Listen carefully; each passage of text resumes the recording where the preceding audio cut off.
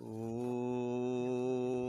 वक्रतुंड महाकाय कोटिसूर्यसमप्रभ निर्विघ्नं कुरु मे देव सर्वकार्येषु सर्वदा।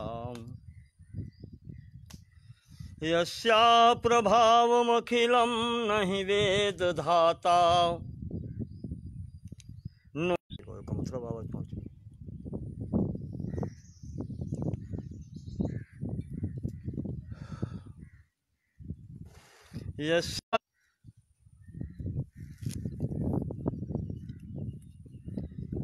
यस्याः प्रभावमखिलं न हि वेदधाता नो वा हरिर्न गिरिशो न हि चाप्यनन्तः अंशांशिकाः अपि च ते किमुतान्यदेवा तस्यै नमोऽस्तु सततं जगदम्बिकायै।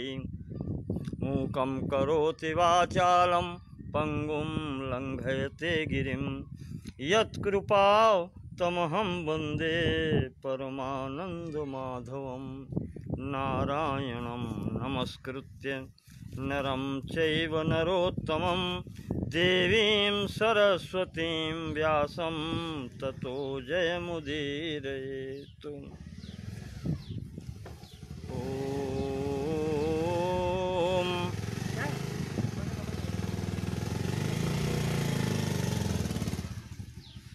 नमः चंडिकायै। ओम नमः चंडिकायै। पिछले दिन की कथा के क्रम में श्री मार्कंडेय पुराण के अंतर्गत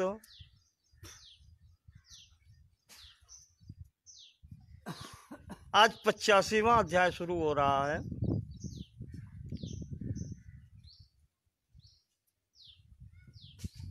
यह दुर्गा सप्तशती का पाठ है, चंडी पाठ जिसको कहते हैं। उसके अंतर्गत उत्तर चरित्र यानी अंतिम जो चरित्र है, 3 चरित्र हैं उसमें। पहला है प्रथम अध्याय में पहला चरित्र, 3 अध्याय में बीच में मध्यम चरित्र जो आपको कल बताया था, और आज 9 अध्याय में उत्तर चरित्र है, भगवती का तीसरा स्वरूप का वर्णन है। मार्कंडेय पुराण में ये सावर्णिक मनवंतर के विषय में जो कथा चल रही थी उसमें बताया गया है कि जो 8वें सावर्णी मनवंतर मनु होंगे वो कहाँ से आए और कैसे हुए, उनके पूर्व जन्म का वृत्तांत है। तो यहाँ पर मार्कंडेय पुराण में मार्कंडेय जी क्रौष्टुक ऋषि को सुना रहे हैं, और यहाँ पर मेधा नाम के ऋषि राजा सूरथ को कथा सुना रहे हैं भगवती के महिमा के संबंध में। तो उत्तर चरित्र प्रारंभ करने से पहले भगवती का ध्यान करते हैं। ओम घंटाशूल हलानि शंख मुसले चक्रम धनु सायकम हस्ताब्जैर्दधतीं घनांत विलसच्छीतांशुतुल्य प्रभाम गौरी देह समुद्भवां त्रिजगतामाधारभूतां महापूर्वामत्र सरस्वतीमनुभजे शुंभादिदैत्यार्दिनीं। भगवती का स्वरूप ऐसा है, अपने हाथों में घंटा, शूल, हल, शंख, मूसल, चक्र, धनुष, बाण ये सब धारण करती हैं। और ये भगवती ऐसी हैं जिनका भगवती गौरी के शरीर से प्रादुर्भाव हुआ है, पार्वती जी के शरीर से उत्पत्ति हुई है इनकी, ऐसी हैं। और ये सरस्वती देवी जी के अंशभूता हैं, तो इनको हम प्रणाम करते हैं। मेधा ऋषि आगे अपनी कथा प्रारंभ करते हैं। पुरा शुंभ निशुंभाभ्याम असुराभ्याम शचीपते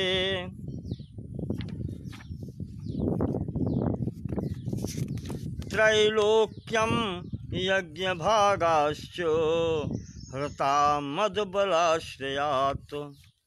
जैसे पीछे की कथा आई थी महिषासुर के संबंध में, ऐसे ही ऋषि बतलाते हैं मेधा जी राजा सुरथ को, एक बार शुंभ और निशुंभ नाम के दो भाई थे, असुरों के राजा थे। शुंभ, छोटा भाई था निशुंभ। इन लोगों ने तीनों लोकों पर विजय प्राप्त की और विजय प्राप्त करके इंद्र को भी हरा करके इंद्र सिंहासन पर बैठ गए।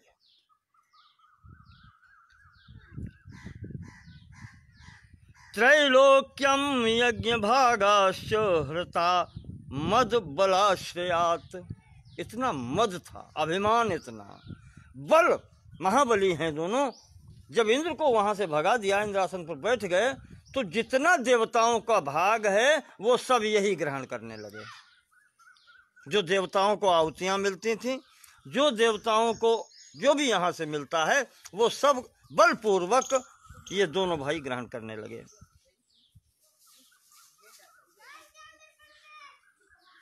और जब ये अधिकार ग्रहण करते हैं, जैसे महिषासुर के प्रसंग में आपको बताया था कि जब वो अधिकार ग्रहण करते हैं तो काम भी फिर करते हैं वही।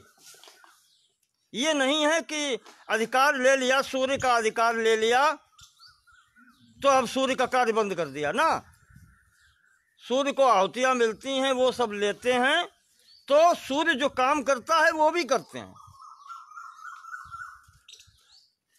तावेव सूर्यताम तद्वद अधिकारम तथैंदवम कौबेरमथ याम्यम च चक्राते वरुणस्य च। सूर्य का अधिकार छीन लिया, चंद्रमा का छीन लिया, कुबेर का छीन लिया, वरुण का छीन लिया, तो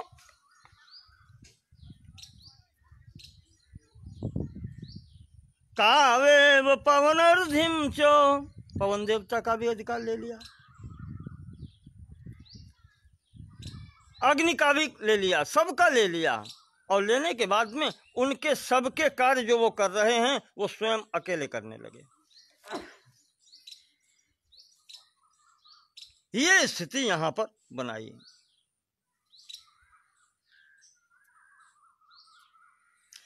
तो हृताधिकारास्त्रिदशाभ्याम हृताधिकारास्त्रिदशा ताभ्याम सर्वे निराकृता। जब अधिकार छिन गए देवताओं के, निकाल दिए गए सब वहां से, महासुराभ्याम, उन दोनों असुरों के द्वारा, शुंभ और निशुंभ के द्वारा जब ये सब निकाल दिए गए,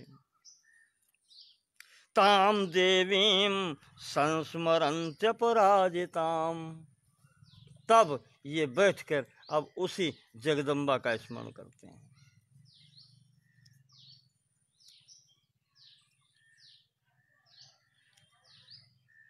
देखो, अपने यहाँ एक बात कही जाती है कि बिना रोए अम्मा दूध नहीं पिलाओते है। साची है, गलत दोनों का ही है। तो यही चीज हर जगह लगती लागू होती है। हरि व्यापक सर्वत्र समाना, प्रेम से प्रकट हुई मैं जाना। ये प्रेम क्या है?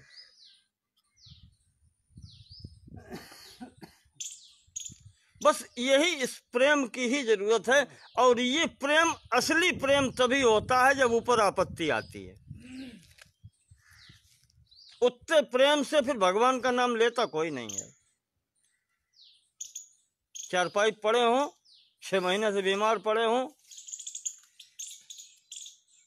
तो हमारी समझ में फिर आसपास हम बैठन वाले भी भगवान को नाम प्रेम से लेते, अब भगवान इनकी छुट्टी कराओ।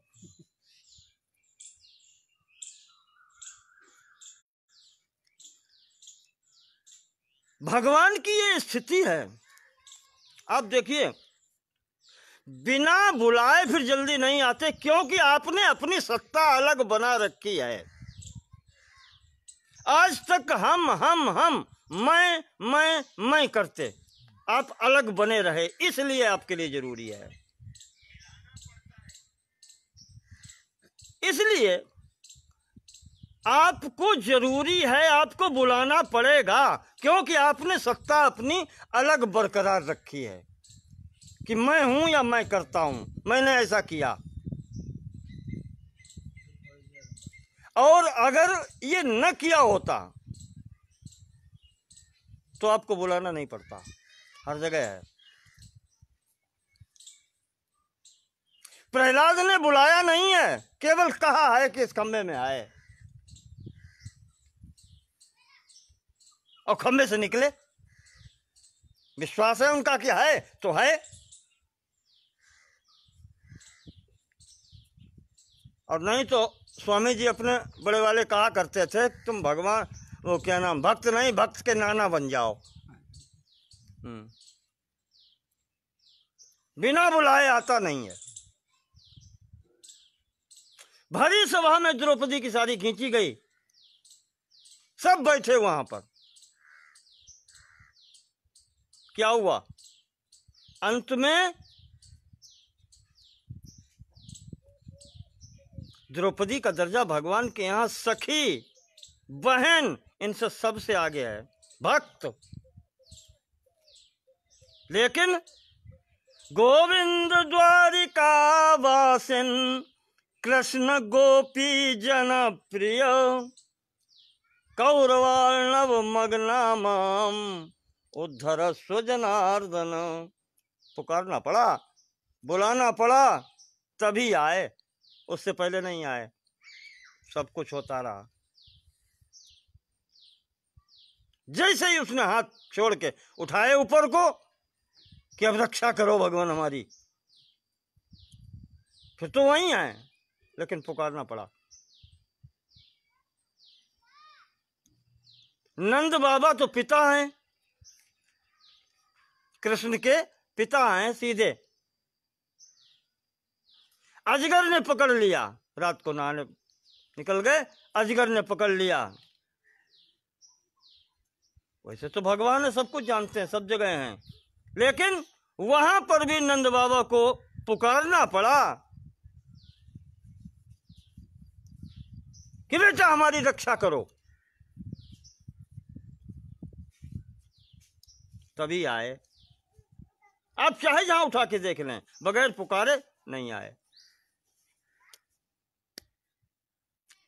तो ये स्थिति जब बनती है, पुकारना पड़ता है। और आपत्ति पड़ जाए तब भी अगर बुद्धि शुद्ध न हो, उधर ध्यान न जाए, तो ठीक है, फिर अपना करो।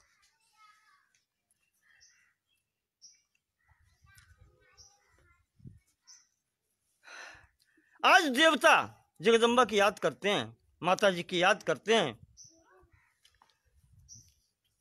तया अस्माकं वरो दत्तो, देवता कहते हैं कि पिछली बार जब भगवती आई थी तो वरदान देके गई थी।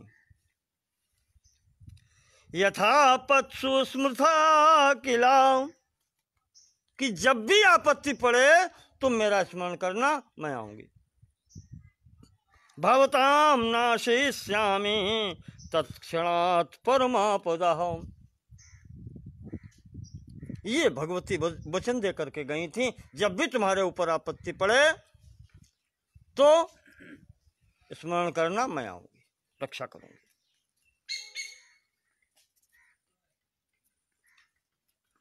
यही देवताओं ने विचार किया। सब लोग, ब्रह्मादि सब लोग वहां बैठे हैं, सब लोगों ने बैठ के वहां पर भगवती की स्तुति प्रारंभ की।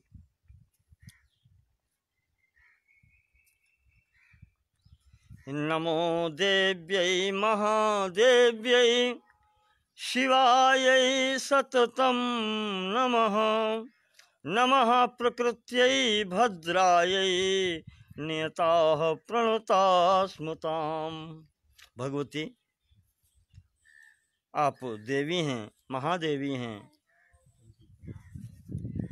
शिवा हैं, आप भगवान शिव की शक्ति हैं, प्रकृति आप ही हैं, भद्रा नाम आपका है। हम सब आपको प्रणाम करते हैं, आपको नमस्कार करते हैं। रौद्राय नमो नित्याय गौर्यै धात्रै नमो नमः। ज्योत्स्नायै चेन्दुरूपिण्यै सुखायै सततं नमः। कल्याण्यै प्रणतां वृद्ध्यै सिद्ध्यै कुर्मो नमो नमः। नैऋत्यै भूभृतां लक्ष्म्यै सर्वाण्यै ते नमो नमः। दुर्गायै दुर्गपारायै सारायै सर्वकारिण्यै ख्यात्यै तथैव कृष्णायै धूम्रायै सततं नमः। ये भगवती के सब नाम हैं, उनको प्रणाम किया जाता है। नमो जगत प्रतिष्ठायै, आपके द्वारा ही इस संसार की प्रतिष्ठा है, आपके आधार पर ही सब स्थित हैं। देव्यै कृत्यै नमो नमः। अति सौम्याति रौद्रायै नतास्तस्यै नमो नमः। आप ही रौद्र स्वरूपिणी हैं, आप ही संहारक हैं, आप ही सृष्टि करने वाली हैं, हम आपको प्रणाम करते हैं। या देवी सब सर्वभूतेषु विष्णुमायेति शब्दिता नमस्तस्यै नमस्तस्यै नमस्तस्यै नमो नमः। आप ही स्वयं विष्णु जी की माया हैं, विष्णु माया भी आप ही हैं। हम आपको हर प्रकार से प्रणाम करते हैं, बारंबार प्रणाम करते हैं। अब यहाँ पर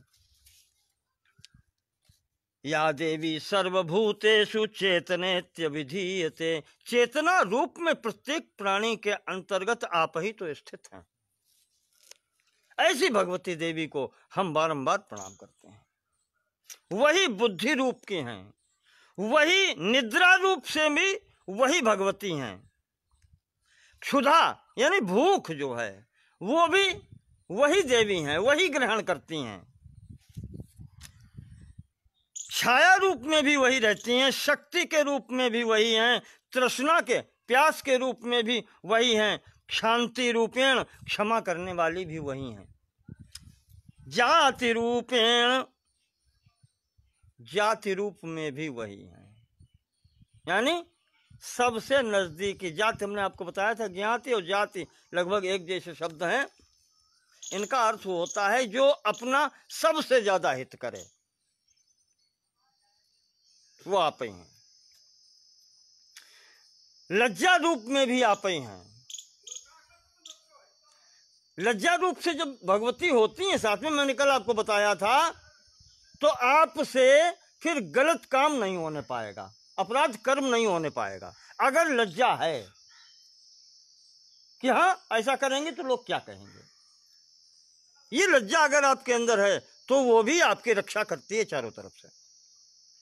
शांति रूप में आप हैं, श्रद्धा रूप में भी आप हैं, कांति आपका तेज रूप में भी आप ही हैं, लक्ष्मी रूप से आप यहाँ पर हैं, वृत्ति रूपेण आजीविका आपके आधार पर ही सब जीवित हैं, भोजन आप ही देती हैं।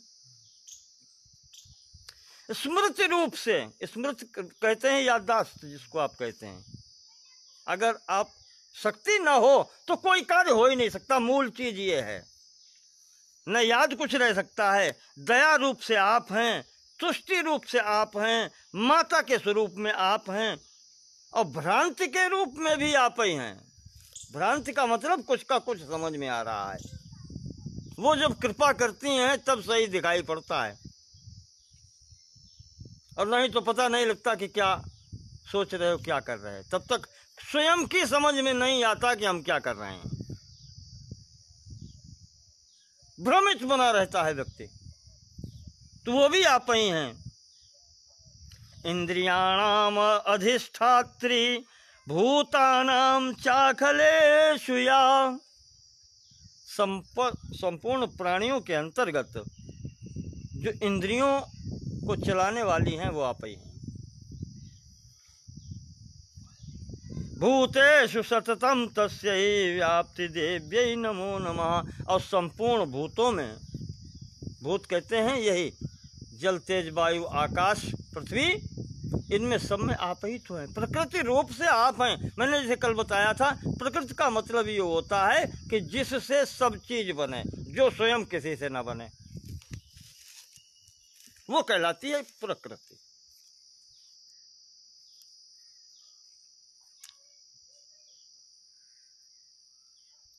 स्तुतासुरैः पूर्वमभीष्ट संशयात् तथा सुरेन्द्रेण दिनेषु सेविता करोतु सा नः शुभहेतुरीश्वरी शुभानि भद्राण्यभिहन्तु चापदा। देवता कहते हैं कि माता जी, जब जब हमने प्रार्थना आपसे की है, हमारे ऊपर आपत्ति आई है, तब तब आपने मेरी रक्षा की है। आज वही माता जी हम पुनः पुकार रहे हैं, आप हमारा कल्याण करें। या सांप्रतं चोद्धत दैत्यतापितैः रश्माभिरीशाश्च सुरैर्नमस्यते। भगवती, इन दैत्यों से हम सताए गए हैं। या सांप्रतम च उद्धत दैत्यतापितैः, ये उद्दंड जो दैत्य हैं इस समय शुंभ और निशुंभ, हम इनके द्वारा सताए गए हैं।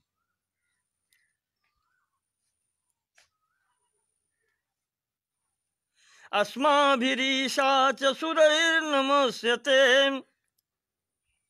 तो इस कारण से हमारी तो स्वामिनी आप हैं, इसलिए हम सब आपकी शरण में आए हैं।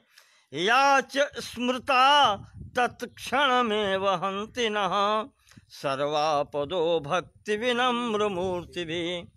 हम जानते हैं जब भी हम स्तुति करते हैं आपकी, जब भी हम आपकी शरण में आए हैं, तो आप ही हमारी रक्षक हैं, आपने ही हमारे सभी कष्ट मिटाए हैं, इसलिए हम आपकी शरण में हैं। मेधा ऋषि कह रहे हैं कि राजन सुरथ, एवं स्तवादियुक्तानां देवानां तत्र पार्वती। ये हिमालय पर घटना हो रही है, वहीं पर ये सब बैठे विचार कर रहे हैं। दैव गति से भगवती पार्वती देवी वहां स्नान करने आई थी। स्नातुमभ्याययौ तोये जाह्नव्यानपनंदन। गंगा जी में स्नान करने के लिए भगवती आई थी, पार्वती जी। वहां उन्होंने ये सब जब भीड़ देखी, इनको रोते हुए सबको देखा, वो घूम के खड़ी हो गई और कहने लगी, सा ब्रवीत तान सुरान शुभ्रोर्भवद्भिः स्तूयते अत्र का। तुम खड़ी हो गई, कहने लगी कि तुम सब लोग यहाँ पर क्या कर रहे हो, किसकी प्रार्थना कर रहे हो। चित्त परेशान दिखा, आंसू बहते दिखाई पड़े। भगवती को दया आ गई, खड़ी हो गई, किसकी स्तुति कर रहे हो। तो माता होती है, माता के अंदर से ही उनका तेज एकदम फूट के निकल पड़ा।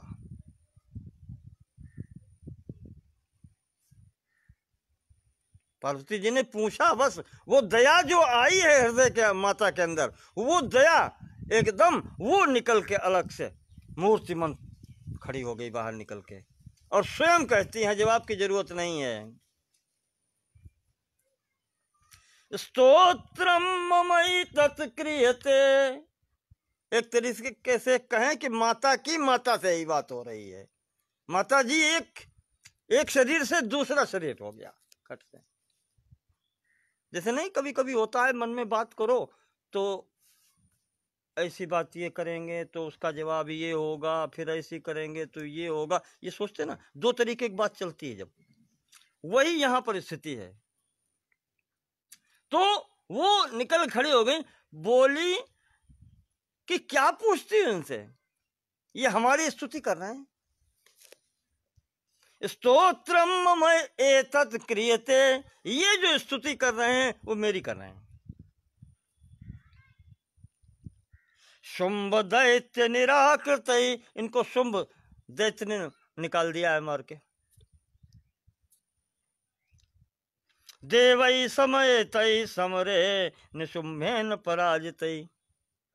संपूर्ण देवताओं को शुंभ और निशुंभ नामक दोनों भाइयों ने अपने स्थान से मार के निकाल दिया है, इसलिए ये मेरी स्तुति कर रहे हैं। मेधा जी कहते हैं वो भगवती पार्वती देवी जी के शरीर से, इस कोश से निकल करके अलग हुई थी, इसलिए उनका नाम कौशिकी पड़ा। एक से भगवती दो हो गई। कौशिकी वो कहलाई जिन्होंने कहा कि मेरी स्तुति कर रहे हैं, और भगवती पार्वती देवी जी का भी शरीर क्रोध से काला पड़ गया, तो इनका नाम फिर वहां पर हुआ कालिका।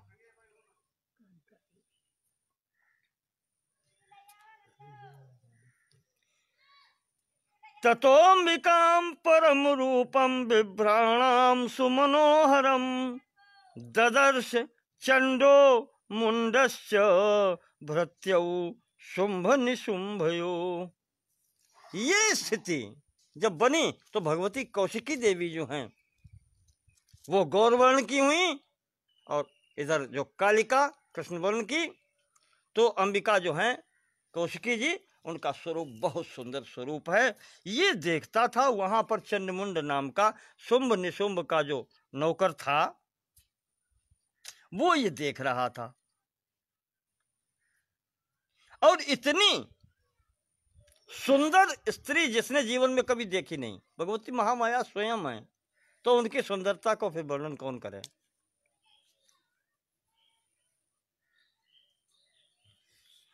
ताभ्याम शुंभाय चाख्याता अतीव सुमनोहरा काप्यास्ते स्त्री महाराज भाषयंती हिमाचलम। वो दौड़ के गया और उसने जाकर के जो बड़ा भाई शुंभ था उसके पास में गए, नौकरों का काम ही होता है, और जाकर के इतनी प्रशंसा की कि महाराज एक स्त्री इतनी सुंदर है कि जैसे जीवन में हमने तो देखी नहीं। और स्त्री रत्नमति चारुअंगी द्योतयंती दिशस्त्विषा। उसका प्रकाश चारों तरफ इतना है कि महाराज मैं कुछ कह नहीं सकता। सातु तिष्ठति दैत्येंद्र ताम भवान दृष्टुमर्हति। महाराज वो देखने के लायक है, आपको भी देखना चाहिए। इतनी तारीफ की उसने जाकर के, और फिर अंत में ये कहता है कि आप तो तीनों लोकों के राजा हैं। चंडमुंड जो है वो जाकर के दो हैं, वो शुंभ से कहते हैं कि महाराज आप तो तीनों लोकों के राजा हैं, आपकी बराबरी में है कौन। देवताओं का जितना धन वो भी आपके पास, दैत्यों का वो भी आपके पास। ऐरावत हाथी आपने दरवाजे पर बांध लिया, उच्चेश्वरवा घोड़ा आपके पास, सबको भगा दिया मार के, तो सब माल अपना है।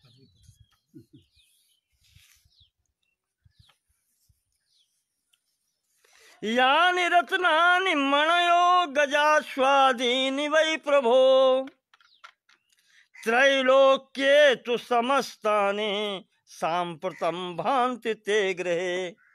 त्रिलोक के अंदर के जो भी श्रेष्ठ चीजें हैं सब आपके दरवाजे पर हैं, सब आपके घर में हैं। तो महाराज फिर इससे सुंदरी स्त्री भी और संसार में कोई दूसरी है नहीं। हमारी इच्छा तो ये है कि ये स्त्री भी आपको ही मिलनी चाहिए। हमने कहा था आपसे झगड़ा वही 5 जगह है यहाँ। प्रथम झगड़ा जो है स्त्री नाम, भीष्म पितामह ने बताया युधिष्ठिर को, प्रथम झगड़ा जो है स्त्री के कारण ही प्रारंभ होता।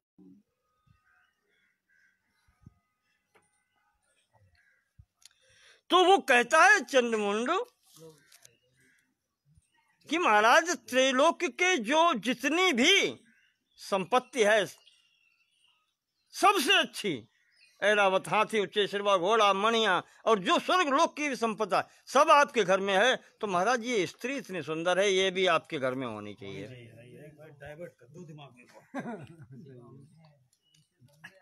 मूर्ख अपन को दूसरे को बजट।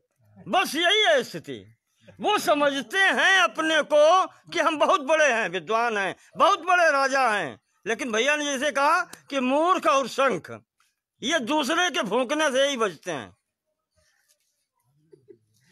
हाँ, इनमें खुद क्या कुछ नहीं होता। तो वो स्थिति वाले ये हैं। नौकर ने फूंक दिया कि ये स्त्री महाराज आपको मिलनी चाहिए, इतनी सुंदर है। तो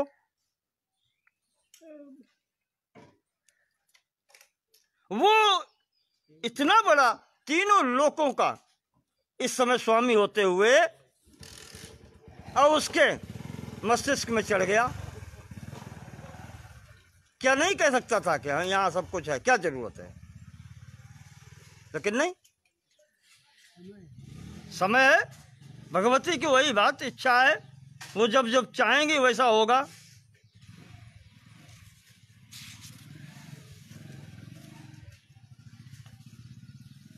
तुरंत उसने चंद्रमुंड से कहा कि दूत बुलाओ, दूत भेजो उसके पास। दूत बुलाया गया।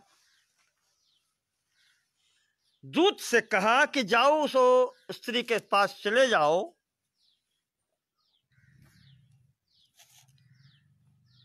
और वहां जाकर के कह देना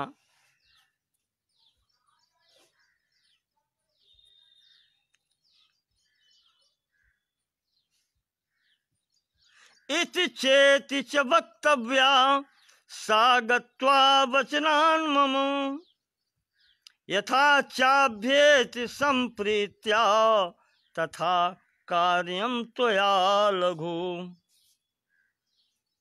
उससे इस तरीके से बात करना स्त्री से जाकर के जिससे वो हमें मिल जाए, ऐसे समझाना उसको।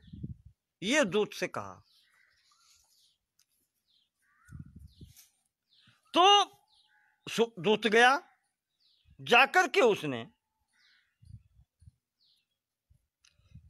सा देवी ताम ततः प्राह श्लक्षणम मधुरया गिरा। वो दूत वहां पहुंचा और जाकर के जहां देवी थी, देवी के पास पहुंच करके और उसने वहां पर कहा कि देवी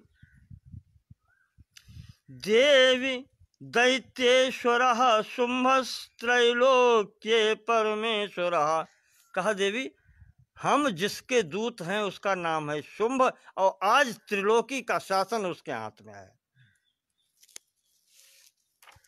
संपूर्ण तीनों लोकों का शासन उसके हाथ में है। वो तीनों लोकों का ईश्वर है। दूतो हम प्रेषितस्तेन, उसका मैं दूत हूं, उन्होंने हमें भेजा है।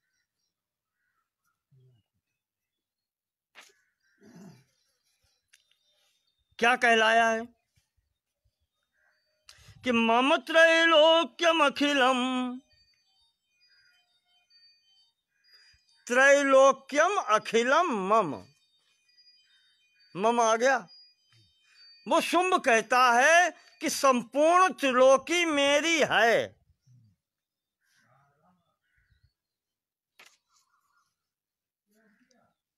मम देवा वशानुगः, और जितने देवता हैं आज मेरे वश में हैं।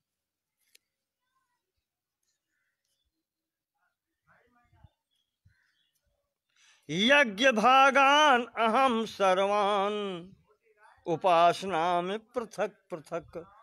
आज यज्ञ का भी जो भोग मिलता है वो सब मैं ही ग्रहण करता हूं, कोई दूसरा लेने वाला नहीं है। यानी अब सर्वे सर्वा हम ही हैं, जो कुछ है वो मैं हूं। तथैव गजरत्नम च हृत्वा देवेंद्र बाणम। अब वो गिनाता है देवेंद्र यानी इंद्र से हरा करके मैंने गजरत्न यानी ऐरावत छीन लिया है। हाथियों में श्रेष्ठ हाथी जो है वो मैंने छीन लिया है। उच्च सेवा घोड़ा भी मेरे पास है। तो इस तरीके से वो सब बतलाता है कि कितना वैभव है मेरा। और अंत में कहता है दूत, स्त्री रत्न भूताम त्वाम देवी, और स्त्रियों में सर्वश्रेष्ठ स्त्री तुम हो। लोके मन्यामहे वयम, ऐसा मैं मानता हूं कि तीनों लोक में सुंदरता में तुम्हारी बराबरी करने वाला कोई नहीं है। दूत कह रहा है, सा त्वम अस्मानुपागच्छ यतो रत्न भुजो वयम, कि मेरे महाराज ने ये कहलाया है कि संपूर्ण रत्न उनके पास में है, तो तुम्हारे रूप में जो स्त्री रूपी रत्न है, सर्वश्रेष्ठ सुंदर जो हैं, वो भी महाराज के पास होना चाहिए। मेरे महाराज ने आपको एक तरीके से बुलाया है।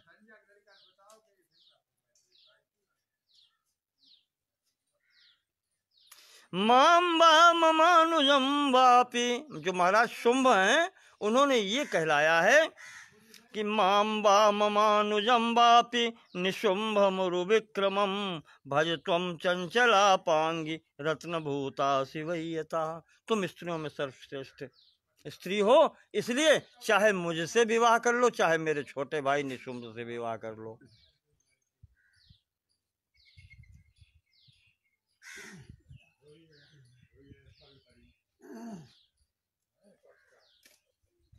और यदि तुम मुझसे विवाह कर लोगी तो जो जितने का स्वामी मैं हूं, ये तुम्हारा भी होगा। जैसे नहीं रावण कह रहा था सीता से, कहा है मंदोदरी आज सबको तुम्हारी नौकर बना देंगे, पटरानी तुम्हें बनाएंगे। आज ये कहता है कि मेरे पास इतना सब कुछ है, परमेश्वर्य मतुलम प्राप्य से मत परिग्रहात, मेरे यहाँ इतना अतुल वैभव है कि ये सब तुम्हारा हो जाएगा।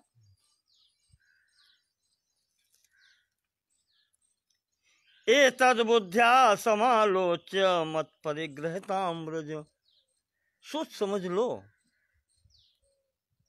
खूब विचार करके, और फिर हमसे विवाह करो।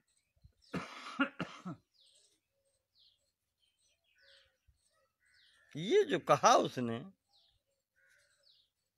भगवती मुस्कुराई। ऋषि कहते हैं मेधा कि राजन, भगवती मुस्कुराई, मुस्कुरा करके दूत से बोली कि सत्य मुक्तम त्वया नात्र मिथ्या किंचित त्वयोदितम। कहा दूत तुम बिल्कुल सत्य कह रहे हो, जो कुछ कह रहे हो इसमें मिथ्या कुछ भी नहीं है, झूठ नहीं है। आज के दिन त्रैलोक्याधिपति शुंभो निशुंभश्चापि तादृशः, आज के समय में शुंभ और निशुंभ के समान बलशाली, और कहना चाहिए तीनों लोकों का अधिष्ठाता है, उसके समान दूसरा कोई है नहीं। पर दूत करें क्या, एक हमारी भी मजबूरी है।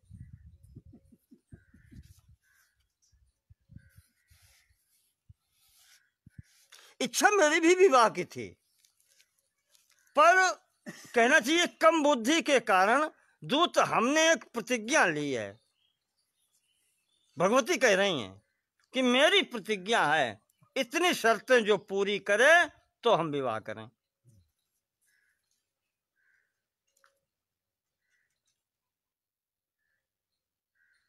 यो माम जयति संग्रामे, भगवती कहती हैं जो संग्राम में मुझे हरावे, जीत ले मुझे। यो में दर्पम व्यपोहति, जो मेरे घमंड को दूर कर दे। तुम्हें घमंड है तो मुझे भी है, भगवती कह रही हैं। और विवाह तो अपने से श्रेष्ठ से किया जाता है ना। कहा मैं चाहती हूं कि मुझे ऐसा कोई मिले जो मुझे युद्ध क्षेत्र में भी हरावे, मेरा घमंड दूर कर दे।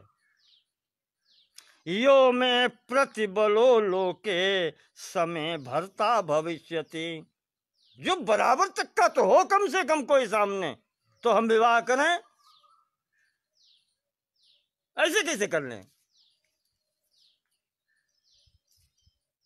तदा गच्छतु शुंभोत्र निशुंभो वा महासुरा माम जित्वा किम चिरेणात्र पाणिम गृहणात में लघु। इसलिए दूत तुम शीघ्र लौट के जाओ और शुंभ और निशुंभ से ये मेरी बात बतला देना।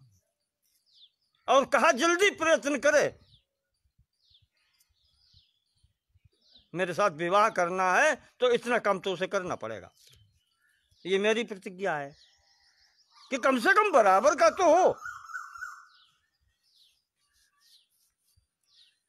वो दूत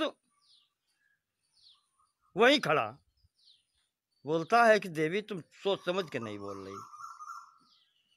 अवलिप्तासि मैवम त्वं देवी ब्रूहि ममाग्रता। का भगवती तुम देवी तुम्हें बहुत घमंड है। अवलिप्तासि बहुत घमंड है तुम्हें। तुम्हें ऐसा मेरे सामने नहीं बोलना चाहिए, तुम जानती नहीं हो। त्रैलोक्ये कहा पुमांस तिष्ठेद अग्रे शुंभ निशुंभयो।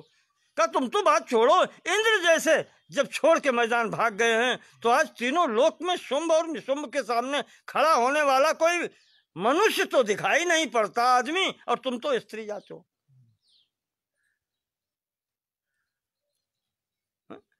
किसी आदमी में हिम्मत नहीं है, किसी मनुष्य में हिम्मत नहीं है सामने खड़े होने की, और तुम तो स्त्री हो। कैसी बात कर रही हो?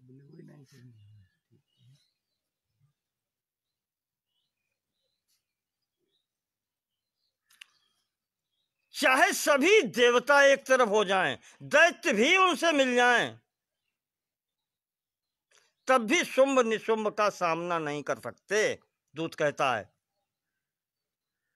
और फिर तुम एक तो स्त्री और दूसरे अकेली, और तुम इतनी बड़ी बात कह रही हो।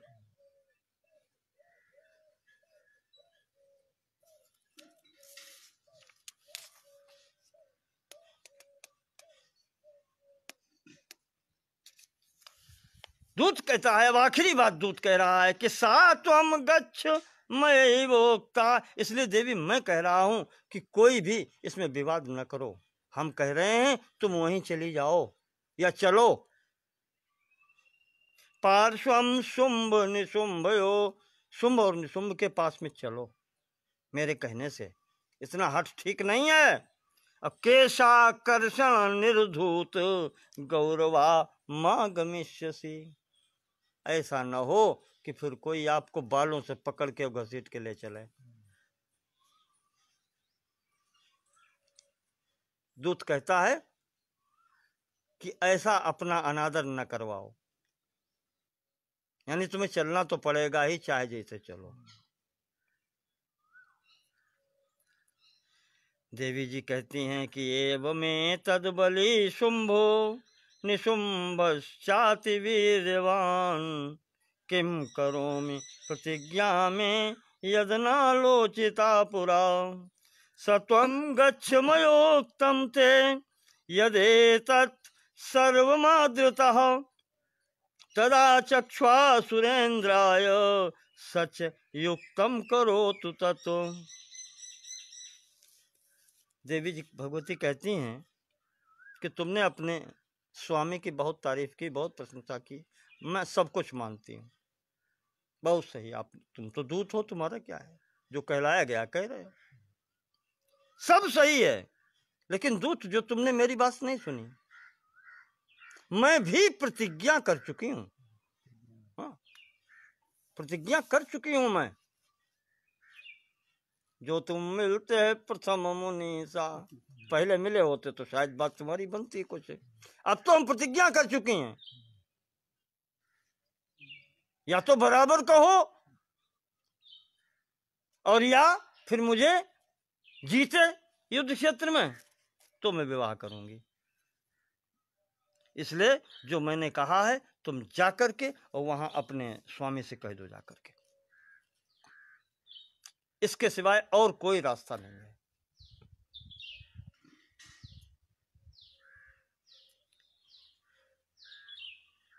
ऋषि पुनः ध्यान करते हैं भगवती का। देखो भगवती ने क्या लीला रची। ओम नागाधीश्वर विष्टराम फणिफणोत्तंसोरुरत्नावली भास्वद्देहलतां दिवाकरनिभां नेत्रत्रयोद्भासितां माला कुम्भकपालनीरजकरां चन्द्रार्धचूडां परां सर्वज्ञेश्वर भैरवाङ्कनिलयां पद्मावतीं चिन्तये।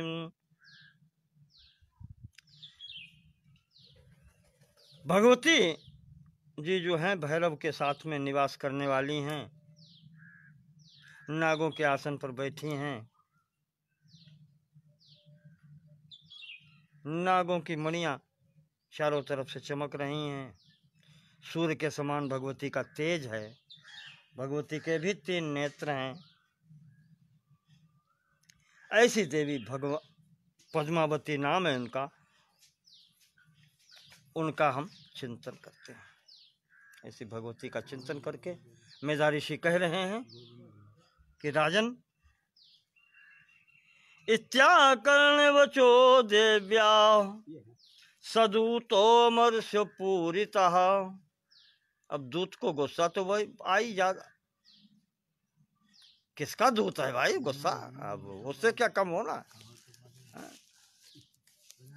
अमर्ष पूरितः समाचष्ट समागम्य, कुछ कर तो सकते नहीं, आकर के दैत्यराजाय विस्तरात, आकर के पूरी बात दैत्यराज शुंभ के सामने कह दिया करके कि महाराज ये कहा है उसने कि युद्ध में हमें पराजित करें तो मैं करूंगी। शुंभ फिर तो शुंभ है, वो तो फिर राजा है, इसमें त्रिलोकी के सम्राट है, उसने बुलाया।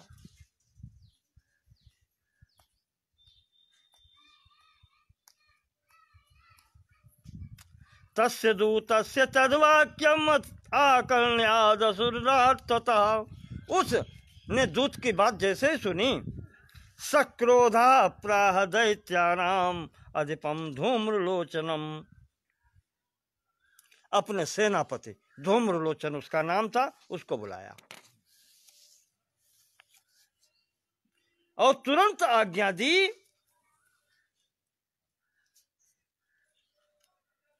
कि धूम्रलोचन सेना लेकर के जाओ। कितनी शक्ति है उसमें, एक तो स्त्री और ऐसी बात कर रही है, कितनी शक्ति है, इसलिए तुम जाओ और सेना साथ लेके जाओ। हाँ, तामानाय बलादुष्टाम केशाकर्षण विहुलाम, और जाओ और उसके बाल पकड़ के खींच के लाना।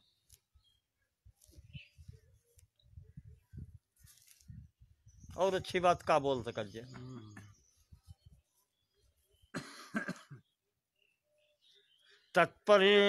तत्परित्राणदः कश्चित, इतनी बात वो बोल रही है, हो सकता है कोई सहायता करने वाला उसका हो आसपास में, इसलिए कह दिया सेना लेके जाओ।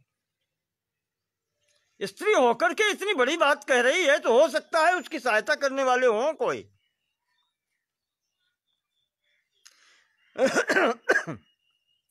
तत्परित्राणदः कश्चित, अगर कोई उसका रक्षा करने वाला वहां है, यदि वह उत्तिष्ठते परः, और वो वहां पर अगर सहायता के लिए आता है तो सहंतव्यो अमरो वापि यक्षो गंधर्व एव वा, कहा तुम कुछ नहीं देखना, उसको जो भी मदद करने वहां जो भी सहायता करने वाला आए उसको मार डालना, चाहे वो देवता हो, चाहे यक्ष हो, चाहे गंधर्व हो, कोई भी हो,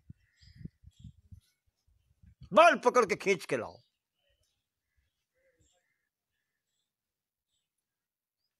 आज्ञा मिल गई, धूम्रलोचन चल दिया वहां से, जाकर के हिमालय पर पहुंचता है जहां देवी हैं।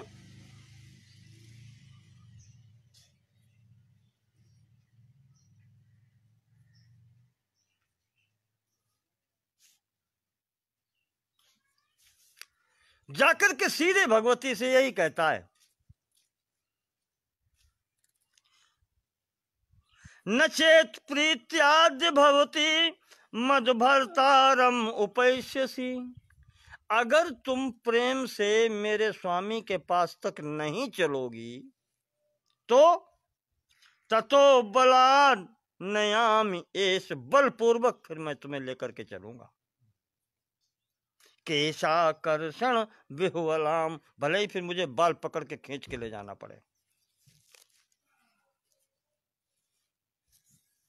जो ये कहा भगवती हंसी। भगवती बोली, हाँ ठीक ही है, इतने बड़े सम्राट हैं, तुम उनके सेनापति हो। अब जब तुम बाल पकड़ के खींच के लेके चलोगे तो हम कर ही क्या सकते हैं? फिर हम तो स्त्री थे नहीं, हम तुम्हारा क्या बिगाड़ लेंगे? बलान्यसि माम एवं ततः किम ते करोमि। हम जब तुम बाल पकड़ के ले ही चलोगे, बलपूर्वक ले ही चलोगे, तो हम फिर कर भी क्या सकते हैं? तुम्हारा हम क्या कर लेंगे? ऋषि कहते हैं कि इस प्रकार से जब ये कहा तो है, फिर तो धूम्रलोचन और बढ़ गया और हिम्मत बढ़ गई, अकेले ही दौड़ पड़ा एकदम आगे, पकड़ो, और कोई दूसरा दिखाई नहीं पड़ा। मेधा जी कहते हैं कि जैसे ही ये धूम्रलोचन सामने पकड़ने के लिए दौड़ता है तो हुंकारेण तम भस्म साचकार अंबिका, तथा हुंकार मात्र से भगवती के भस्म हो गया वहीं पर। धूम्रलोचन प्रथम आहुति में चला गया। अथ क्रुद्धम तथा अंबिका, अब पीछे सेना रह गई। सेना साथ में आई थी, सेना भी दौड़ पड़ी, तो सेना का भगवती ने वहां पर पूर्ण संहार किया। इस प्रकार से इस धूम्रलोचन का यहाँ पर संहार हो गया।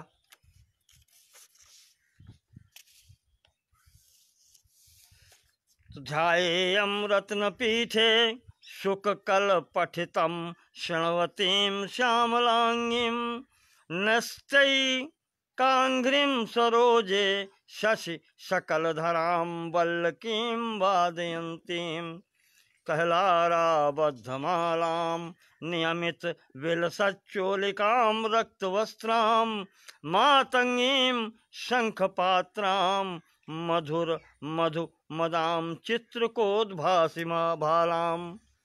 भगवती का ध्यान हर अध्याय के पूर्व में एक श्लोक है।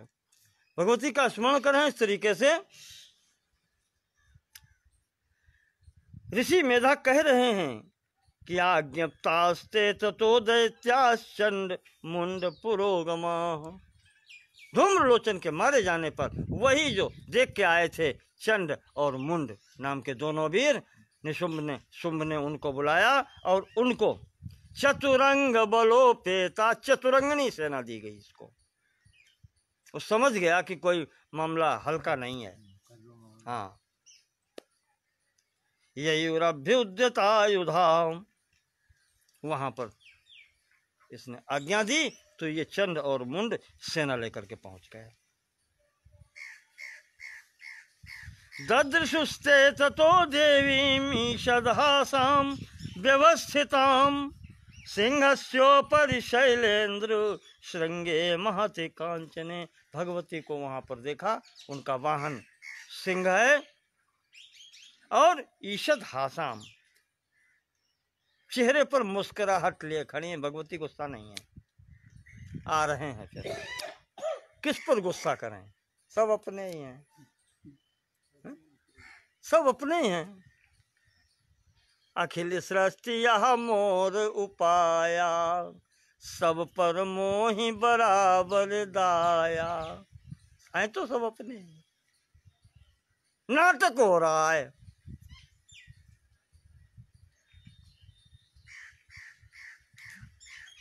पहले भी आपको बताया था ये अवतार होता किस लिए है। ये केवल इतने के लिए, ये सब नाटक है।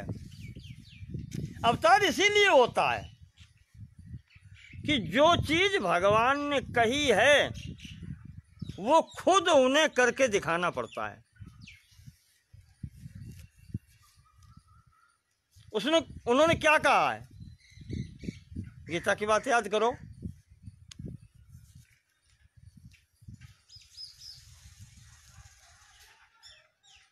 जब जब होई धर्म कै हानि, बाढ़ई असुर अधम अभिमानी, तब तब प्रभु धरि विविध शरीरा, हरहि करहि कृपा,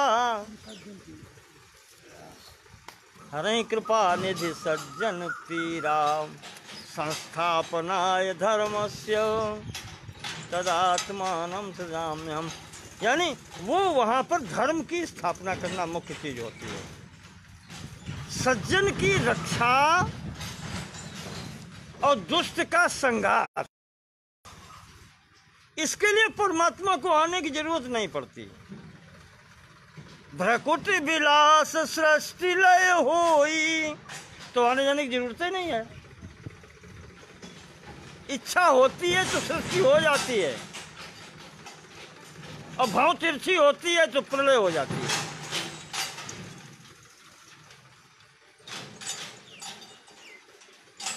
तो उसे मच्छर मारने के लिए कहीं तोप की जरूरत पड़ती है। ये सब मच्छर ही तो है, और क्या है। तीसरी बात जो बताई है कि धर्म संस्थापनार्थ है, धर्म की स्थापना करना, ये करके दिखाना पड़ता है कि धर्म क्या है और ये कैसे रहता है।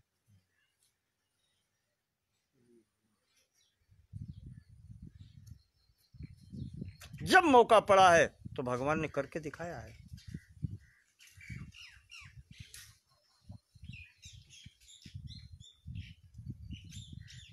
स्वयंभू मनु शत्रुपा ने जब वो की है तपस्या, और जब तपस्या सफल होने का समय आया है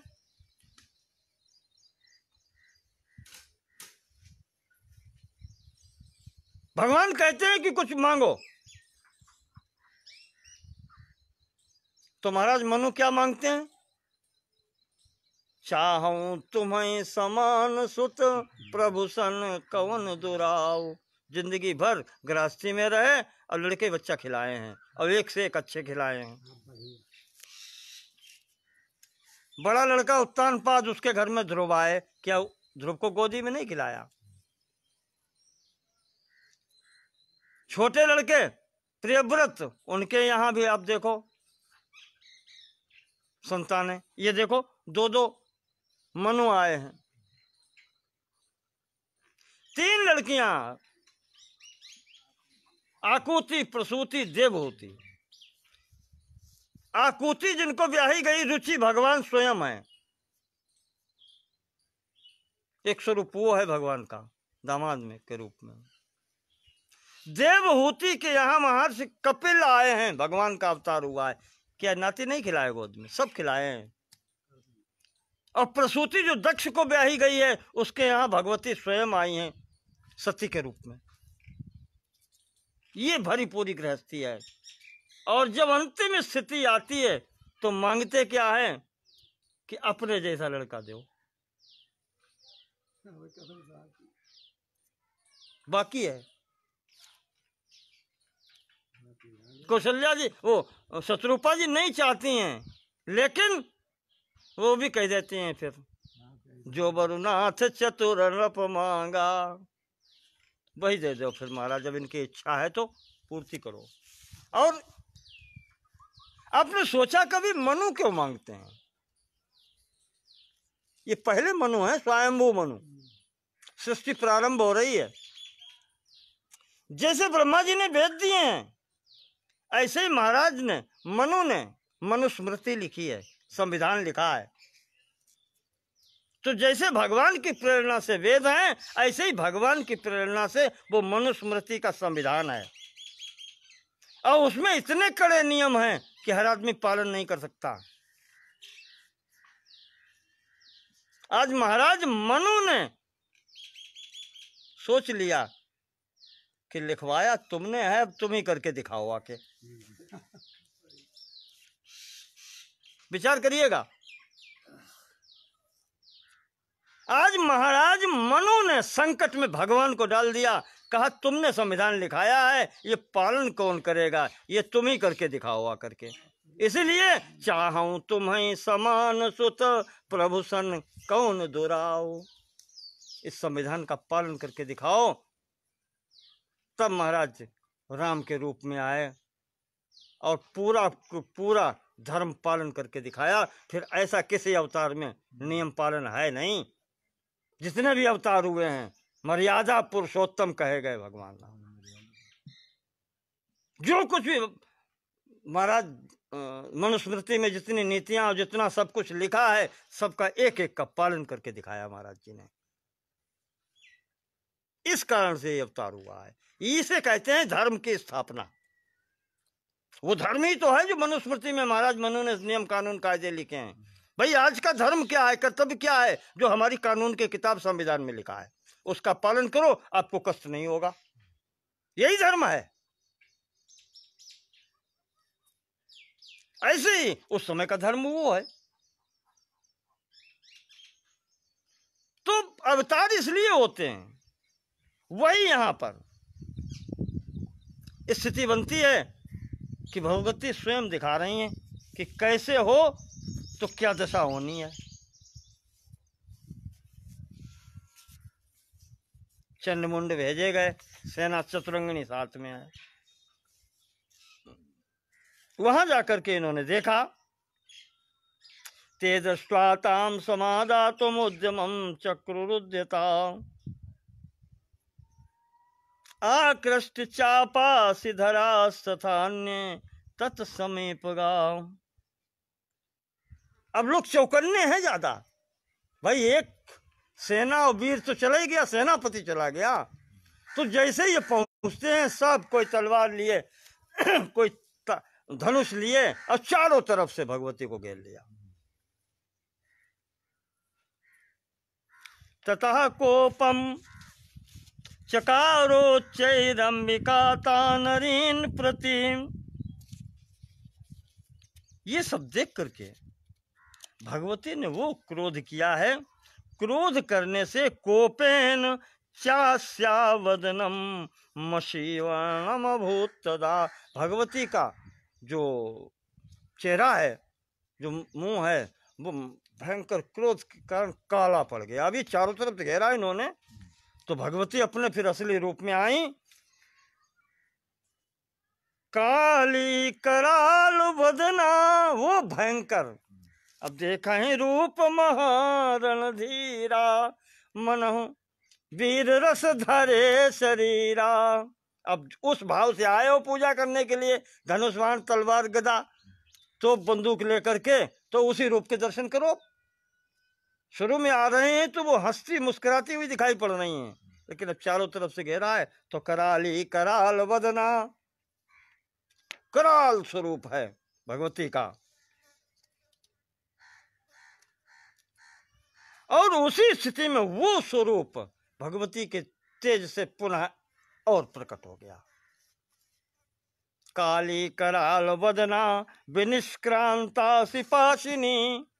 भगवती के शरीर से वो कराल स्वरूप फिर निकल के बाहर खड़ा हो गया। तलवार हाथ में, पास हाथ में, रस्सी हाथ में। विचित्र खट्वांग धरा नरमाला विभूषणा। मुंडमाला पड़ी है गले में। भगवती काली जी का स्वरूप ध्यान कीजिए, वो स्वरूप शरीर निकल के आगे। द्वीप चर्म परिधाना, शंकर जी पहनते हैं वैसा व्याघ्र चर्म, भगवती पहने हैं द्वीप चर्म परिधाना। द्वीप मतलब हाथी, हाथी की खाल कितनी गरी हुई प्रधान है, पहने हम भगवती। हाथ में खट्वांग यानी चारपाई का मचुआ जिसे बोलते हैं, वो भी है।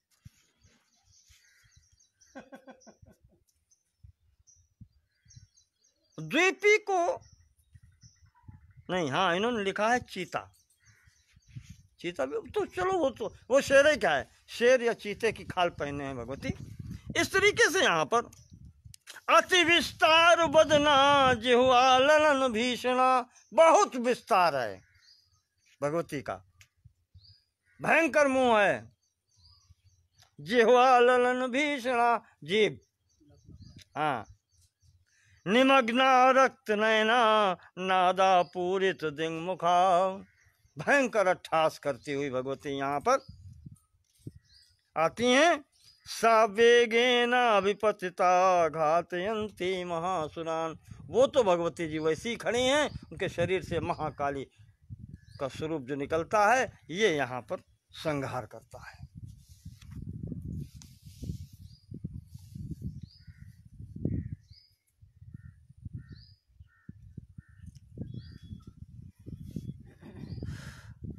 असिना निहता केचित खट्वांगता डिता, किसी की तलवार पड़ती है ऊपर, किसी की चारपाई वाला मछुआ पड़ता है। जगमुर विनाश मसुरा दंताग्राभ्यतास्त था, और किसी किसी को उठा करके तो मुंह में डाल दिया। वो तो वही स्वरूप है महाकाली का।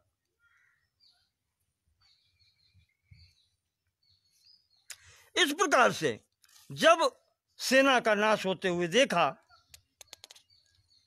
तो उत्थाय च महासिंह देवी चन्नम अधावत, चंड और मुंड दोनों तलवारें लेकर के दौड़ पड़े, तो देवी ने भी तलवार फिर उठा ली। भगवती ने तलवार उठाई और गृहीत्वा चास्य केशेषु शिरस्तेनासिना छिनत, भगवती ने सिर पकड़ा, बाल और लेकर के काट दिया, सिर अलग धड़ अलग। इसी प्रकार से उसके पीछे उसका भाई मुंड दौड़ता है, मुंड की भी यही स्थिति हुई।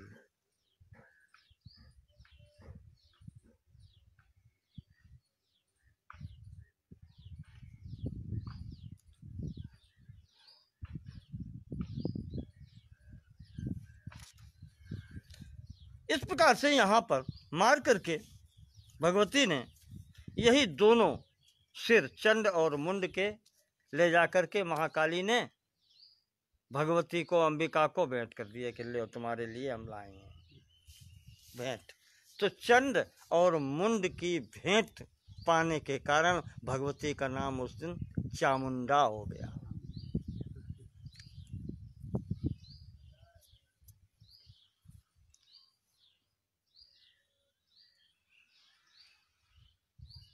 इस प्रकार से मेधा ऋषि सुना रहे हैं, कहते हैं कि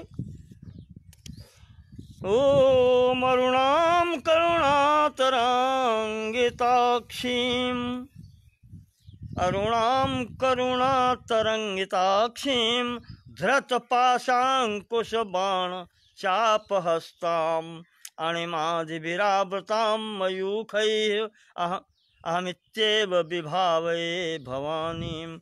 भगवती करुणा जिनके अंदर है, भक्तों पर कृपा करने वाली हैं। पाश, अंकुश, बाण, धनुष सब उनके पास है, सभी सिद्धियां उनकी सेवा करती हैं। ऐसी भगवती को हम प्रणाम करते हैं। और मेधा ऋषि कथानक आगे बढ़ाते हैं, कहते हैं कि चंड और मुंड के मारे जाने पर आज शुंभ और निशुंभ ने आज्ञा दे दी कि संपूर्ण सेना तैयार की जाए।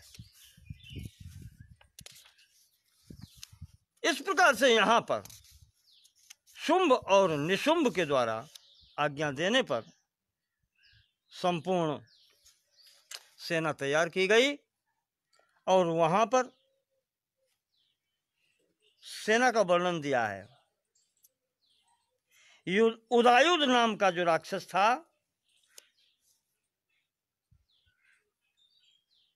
उसके नीचे 86 सेनापति काम करते थे। सबसे कहा गया सेना लेके चलो। कंबु नाम का राक्षस है, उसके पास नीचे 84 सेना नायक हैं, इतनी बटालियन है, लेके चलो तुम भी। ऐसे ही कालक, दौरहरद, मौर्य, कालके, ये इनके नाम हैं, ये सब लेकर के चलते हैं। और इन्हीं में एक असुर ऐसा है जिसका नाम है रक्तबीज। रक्तबीज नाम का असुर है। यहां पर ये बहुत बड़ी सेना लेकर के सब आते हैं। तो जब ये इतनी बड़ी सेना देखी तो आज अब भगवती के शरीर से फिर वही सब शक्तियां निकल निकल के अलग हो रही हैं। अब एक से काम नहीं चलेगा। जो प्रथम चरित्र में बताया था कि सब देवताओं के शरीर से निकल करके मिलकर के एक शक्ति बनी थी, आज वो भगवती के शरीर से निकल करके अलग अलग शक्तियां बन रही हैं। इंद्र की शक्ति जो इंद्राणी के रूप में है वो अलग हुई, ब्रह्मा की ब्रह्माणी वो अलग, विष्णु की वैष्णवी वो अलग, शंकर जी की शिवाजी वो अलग। इस प्रकार से संपूर्ण देवताओं की शक्तियां ये भी आज एक सेना दिखाई पड़ती है। अब भगवती अकेली नहीं दिखाई पड़ती हैं। अमित रूप प्रकृति ते ही काला। ले अमित रूप, जितने लोग आए हो सब लोग दर्शन करो। इस प्रकार से यहां पर सब लोगों ने युद्ध किया है। भयंकर महासंग्राम यहां पर हुआ है।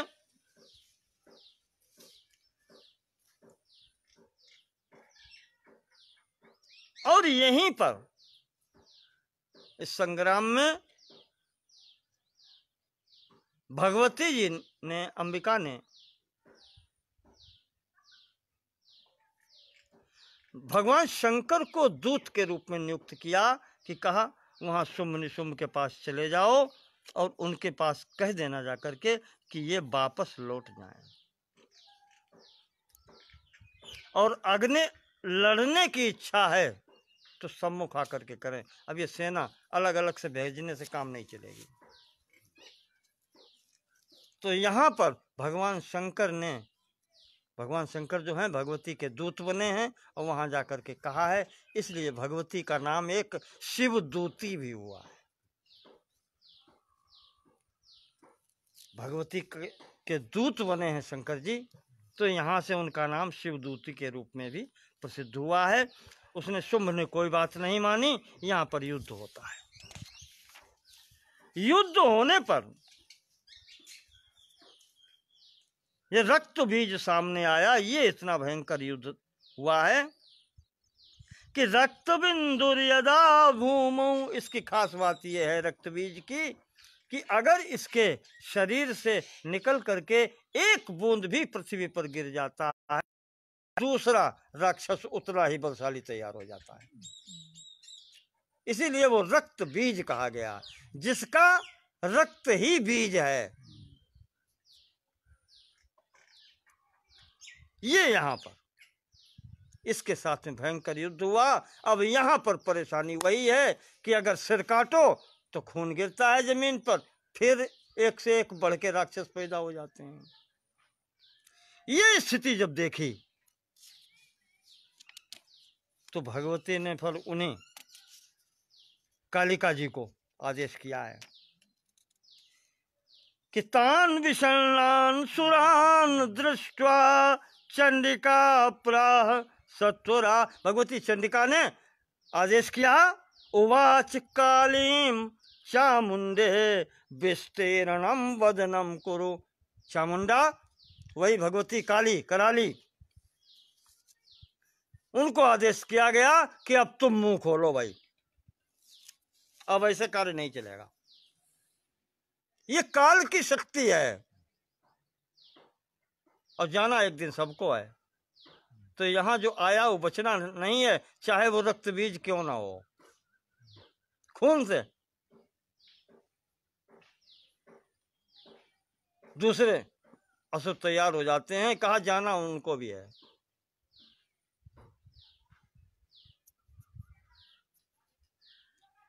कबीरदास ने लिखा है कहीं कि पायन पुहमी नापते, ऐसे ऐसे भी लोग हैं जिन्होंने पैरन से जमीन नाप ली। पद पाकाल आस वो शेष धामा।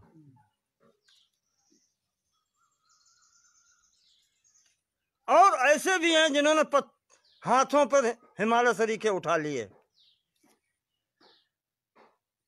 और कबीर ने कहा है कि तेहि धरि खायो काल, वो भी काल के मुंह में चले गए।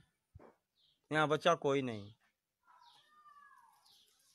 आया है सो जाएगा राजा रंक फकीर, कोई सिंहासन चढ़ चले कोई बंधे जंजीर। तो जाना सबको है। ये रक्त बीज आया है, भगवती ने आदेश किया काली को। काली ने अपना मुंह खोला और जितना भी इससे रक्त निकला है, भगवती ने एक बूंद जमीन पर नहीं गिरने दी। मैं राक्षसों सहित भगवती भक्षण कर गई।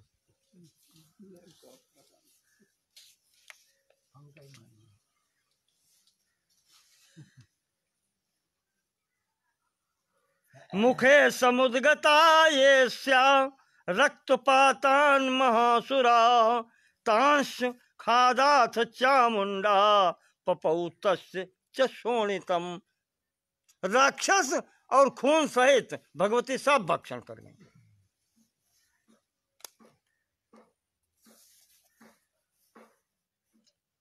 ये स्थिति जब रक्त बीज का श्रृंगार हो गया, श्रृंगार हुआ, तब जाकर के थोड़ा सा धैर्य बंधा लोगों को। अब यहाँ पर लोग प्रसन्न हुए कि सबसे भीषण यही था।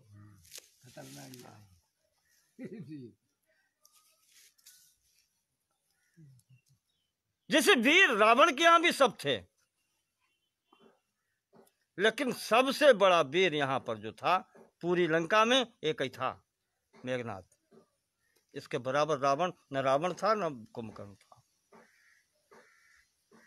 उत्तरकांड में वाल्मीकि रामायण में अगस्त जी ने बताया है, इसके बराबर कबीर नहीं था कोई। नाम रावण का होता है, रावण का पुत्र है जरूर, पर मेघनाथ के बराबर कोई वीर नहीं है यहाँ पर पूरी लंका में। ऐसे ही यहाँ पर ये स्थिति बनी।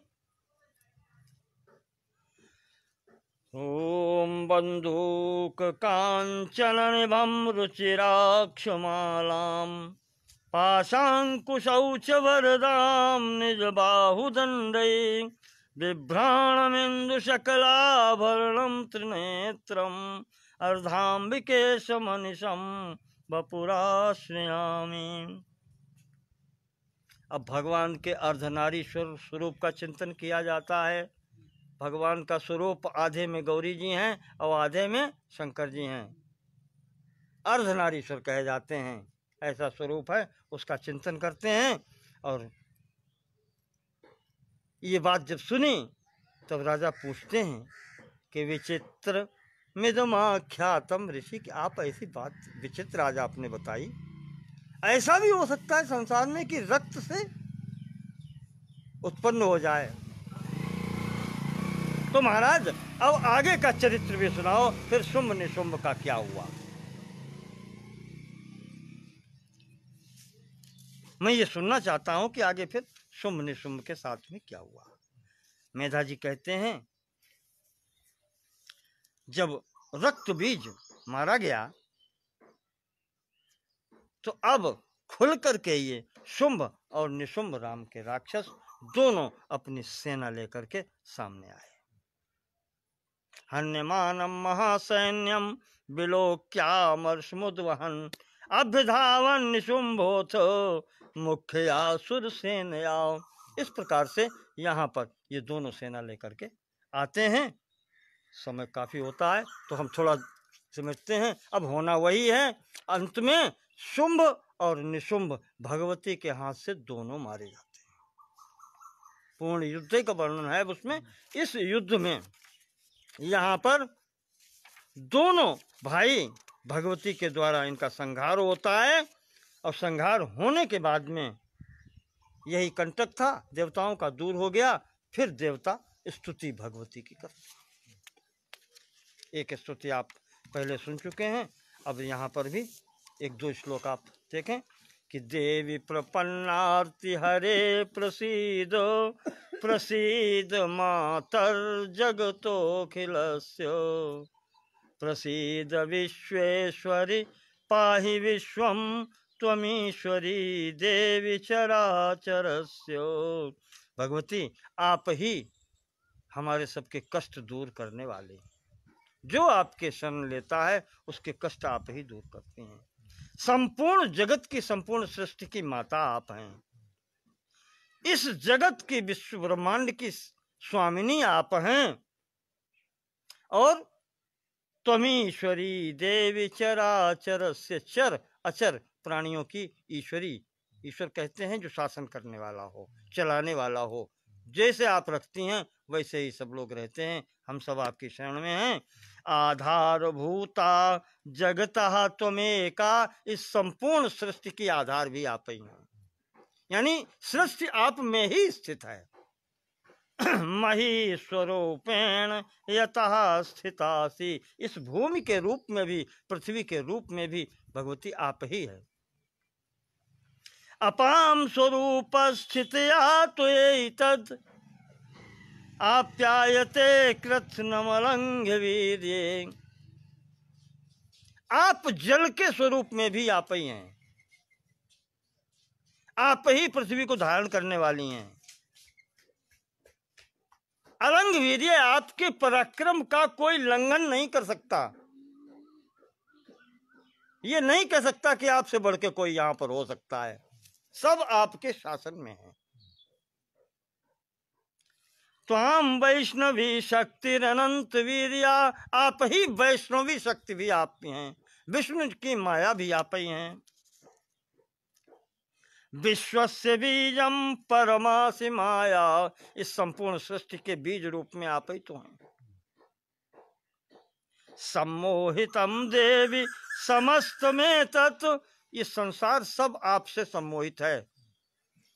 आप जो चाहती हैं वही यहां होता है।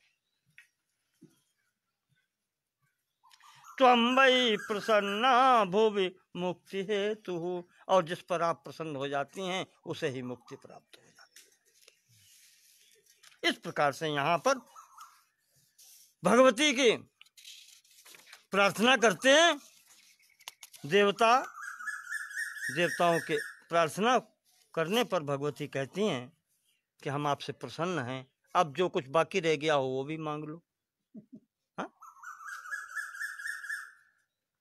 तो वरदान देवताओं को वही चाहिए कि हमारी आप सब तरफ से रक्षा करें। बड़ा विचित्र स्थिति होती है। हम चाहे जो कुछ करें, हम चाहे जो कुछ करें, आदमी ये नहीं कहता कि भगवती, ये भगवान मेरी बुद्धि शुद्ध करो जिससे हमसे गलत काम हो ही ना। अगर गलत काम नहीं होगा तो डर काहेगा। लेकिन अब ये देवता हैं, सब कुछ है, आप मांगते तो वही, आप सब तरफ से हमारी रक्षा करो। सर्वबाधा प्रशमनम त्रैलोक्यस्याखिलेश्वरी, एवं एव त्वया कार्यम अस्मद वैरि विनाशनम, हमारे वैरी का नाश करो, हमारी रक्षा करो। जैसा आपने अभी किया ऐसे ही आप करते रहें। एक ही चीज।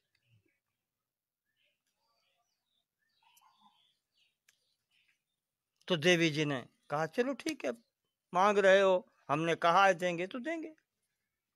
फिर यहाँ पर भगवती ने अपने एक कुछ स्वरूपों का वर्णन किया है कि मैं कैसे आऊंगी, कहाँ कहाँ आऊंगी। द्वापर के अंत में वैवस्वते अंतरे प्राप्ते अष्टाविंशति में युगे शुंभो निशुंभश्चैवान्योत्पत्स्यते महासुरौ, कहा अभी ये शुंभ निशुंभ एक बार फिर से आएंगे। 28वें उसमें, तो अभी इनका आना बाकी है हमें लगता है। भगवती ने अपना विवरण दिया है और कहा तब मैं कहाँ से आऊंगी? नंद गोप गृहे जाता यशोदा गर्भ संभवा। तब मैं उत्पन्न होंगी नंद के घर में यशोदा जी के गर्भ से। आपको याद होगा वसुदेव जी कृष्ण को भेज के और वो जो लेके आए थे कन्या और जो कंस के हाथ से उठ छूट के चली गई थी, आज विंध्याचल पर विंध्यवासिनी देवी के रूप में प्रतिष्ठित हैं। कहा तब मैं उस स्वरूप से आऊंगी और तब उनका संहार करूंगी।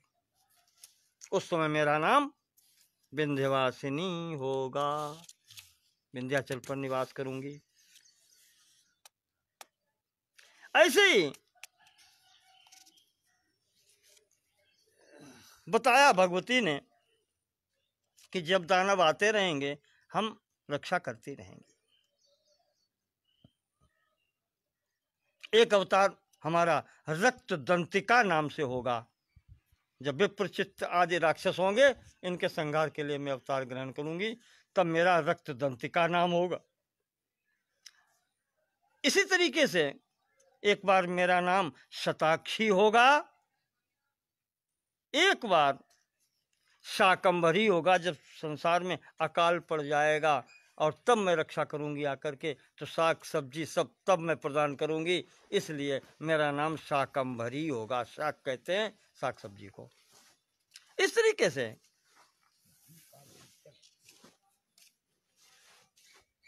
एक राक्षस होगा जिसको मारने के बाद में मेरा नाम दुर्गा होगा। भीमा देवी मेरा नाम होगा।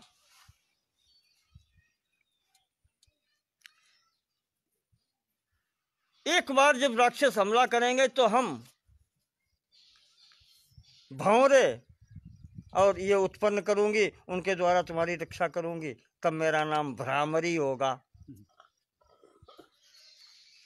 इस तरीके से भगवती ने अपने कई स्वरूपों की यहाँ पर स्थितियां बताई कि जब जब तुम्हारे ऊपर आपत्ति पड़ेगी, इत्थम यदा यदा बाधा दानवोत्था भविष्यति। दानव जब तुम्हें परेशान करेंगे, दैत्य जब तुम्हें परेशान करेंगे, तब मैं आऊंगी। तदा तदावतीर्याहम करिष्यामि यदि संक्षयम। तब मैं आकर के तुम्हारी सब ओर से रक्षा करूंगी। और उसके बाद में भगवती ने वरदान दिया कि जो स्तुति तुमने की है, इस स्तुति से जो भी मेरी प्रार्थना करेगा उसकी मैं रक्षा करूंगी। और का कहा है, अब फिर तुम नाई कर रहे। ओम विद्युद्दाम समप्रभाम मृगपति स्कंध स्थिताम भीषणाम कन्या भी करवाल खेत विलसद हस्ताभि रासेविताम हस्तैश्चक्र गदासि खेत विशिखां चापम गुणम तर्जनीम बिभ्राणमनलात्मिकाम शशिधराम दुर्गाम त्रिनेत्राम भजे। भगवती का फिर ध्यान किया गया है। त्रिनेत्रों वाली हैं, सब तरफ से रक्षा करने वाली हैं। हम आपका चिंतन करते हैं। इस प्रकार से यहाँ पर भगवती ने आशीर्वाद दिए और आश्वासन दे करके इत्युक्त्वा सा भगवती चंडिका चंड विक्रमा पश्यतामेव देवानाम तत्रैवांतर्धीयतो। वहां पर देवताओं को आश्वासन दे करके भगवती अंतर्धान हो गई। ऋषि कहते हैं कि इस प्रकार से भगवती का जो स्मरण करता है, उनका जो भजन करता है, उनके जो पूजन करता है, स्तुति करता है, उसका सर्व प्रकार से कल्याण होता है।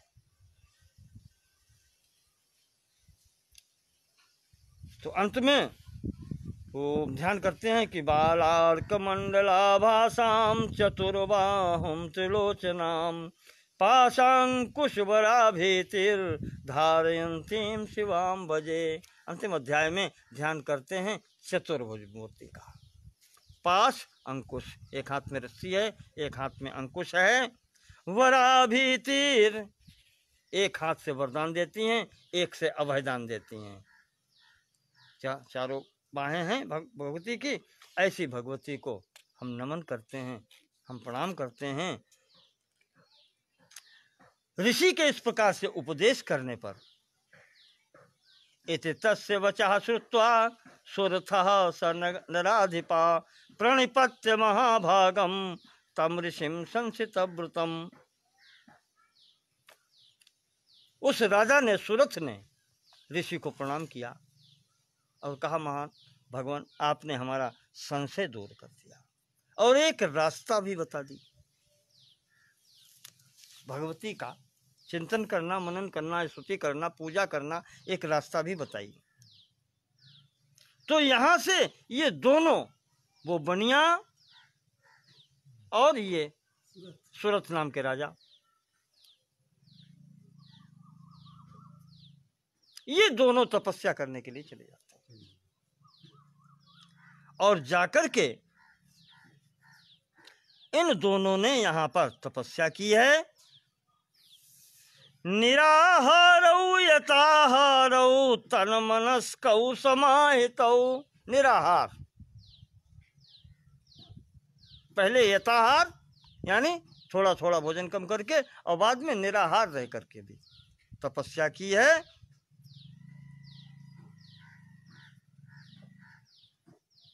और भगवती को वहाँ पर प्रसन्न किया है। अपनी आराधना से भगवती प्रसन्न हुई और भगवती ने प्रसन्न होकर के यत् प्रार्थ्यते त्वया भूप, भगवती ने कहा कि जो तुमने मन में इच्छा की है राजन, वो तुम्हारी समस्त इच्छाएं पूर्ण हो। त्वया च कुल नंदन मत्तस्तत् प्राप्यताम सर्वम परितुष्टा ददामि तम। जो तुमने मनोकामना पूर्ण की है मैं सब दूंगी। तो राजा क्या मांगता है? ततो बब्रे नृपो राज्यम अभिभ्रंशन्य जन्मनि। माता, राज्य दो तो ऐसा दो जो राज्य से मुझे निकलना ना पड़े, राज्य से भ्रष्ट ना हो, यानी है तो बना रहे, राज्य सहित हमारी रक्षा आप करें। अत्रैव च निजम राज्यम हत शत्रु बलम बलात्। ऐसे राज्य से क्या होगा जिसने शत्रुओं ने छीन लिया। माता जी अब क्या बताएं आपको।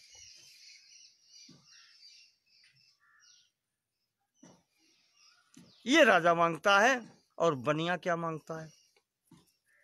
देखें, दो आदमी एक साथ एक ही जैसी आपत्ति में, लेकिन बनिया क्या मांगता है। सोपि वैश्यस्ततो ज्ञानम बब्रे निर्विण्ण मानसः ममेत्यहमिति प्राज्ञः संग विच्युति कारकम। बनिया मांगता है कि भगवती, मेरे अंतर्गत जो ये अहम भाव भरा है, ये जो ममत्व भरा है, ये समाप्त हो जाए। अब मुझे फिर इस संसार में गिरना न पड़े। ये संसार मेरा छूट जाए।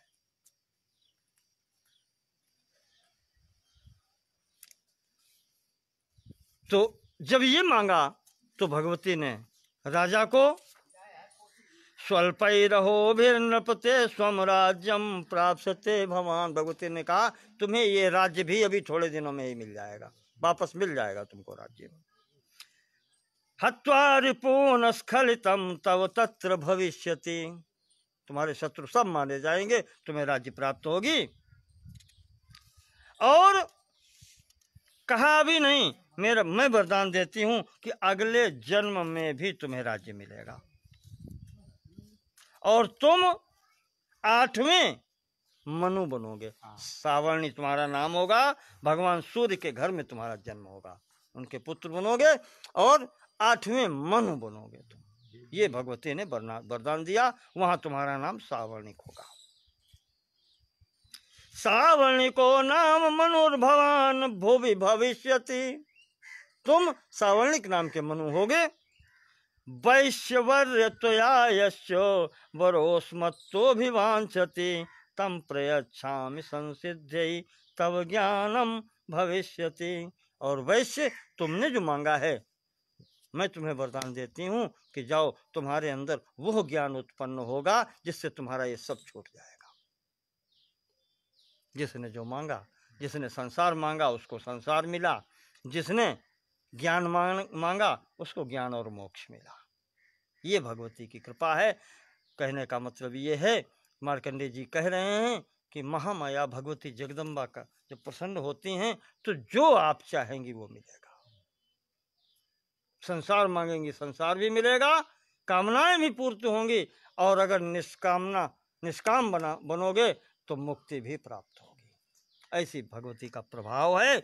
इति दत्त्वातयोर्देवी यथाभिलषितंबरम बभूवांतरहिता सद्यो भक्त्या ताभ्याम अभिष्टुता। इस प्रकार से भगवती वरदान देकर के अंतर्हित हो गईं और ये लोग वहां से कृतार्थ होकर के सुरथ राजा और वो वैश्य वहां से चला आया। यही राजा सुरथ 8वें मनवंतर में, इस समय 7वां चल रहा है, अगला मनवंतर जब होगा तो यही राजा सावर्णी के रूप में मनु होंगे।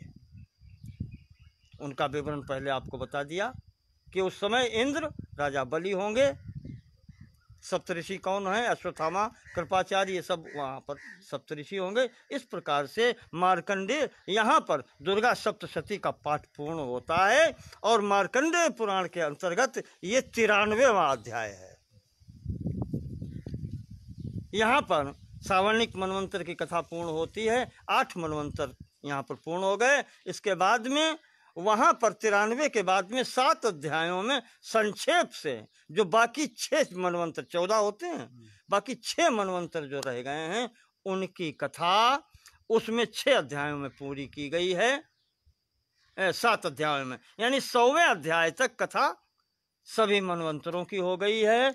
और 100वें अध्याय के आगे 101 से लेकर के कुल अध्याय मार्कंडेय पुराण में 137 हैं। तो 37 अध्यायों में अंत में गिने चुने अच्छे अच्छे राजाओं की कहानी है जो हमने आपने सब ने सुनी है।